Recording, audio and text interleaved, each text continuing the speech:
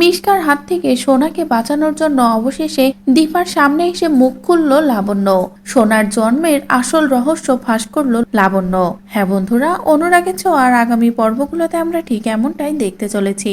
সোনার বিপদের শেষ নেই, আর এই বিপদটা লাগাচ্ছে অন্য কেউ নয়, স্বয়ং মিশকা। সকলের সামনে ভালো সেজে তলে তলে সোনার বিপদ বাড়াতেই আছে। এদিকে এই সবটা থেকে তো অজানা আছে সূর্য, এমনকি সূর্যের পরিবারের বাকি সকলে। তবে আজ যখন মিশকা এভাবে সোনাকে হঠাৎই কিডন্যাপ করে নিল এবং পুরো দোষটা দীপার উপরে চালালো, তখনই লাবণ্যর কাছে সবটা পরিষ্কার হয়ে গেল যে যাই হোক না কেন, দীপা তো আর নিজের সন্তানকে কিডন্যাপ করতে পারে না। দীপা কেমন মেয়ে সেটা তো লাবণ্য খুব ভালো করেই জানে। আর এটা বুঝতে পেরে লাবণ্য তদন্ত করতে থাকে যে এই কাজটা কে করতে পারে। তখনই মিশকার মনের আনন্দ দেখে এবং মিশকা যেভাবে সূর্যের পিছনে কাটি দিতে থাকে দীপার বিরুদ্ধে, সেই সবটা দেখে লাবণ্যর কাছে পরিষ্কার হয়ে যায় যে এই কাজটা তার মানে মিশকাই করেছে। আর এটা বুঝতে পেরে লাবণ্য বলে, না, যা কিছু করার আমার ঠান্ডা মাথায় করতে হবে, এবার দীপার কাছেই যেতে হবে, দীপাকে সব সত্যটা আমাকে জানাতেই হবে বলে লাবণ্য নিজেই দীপার কাছে ছুটে যায়।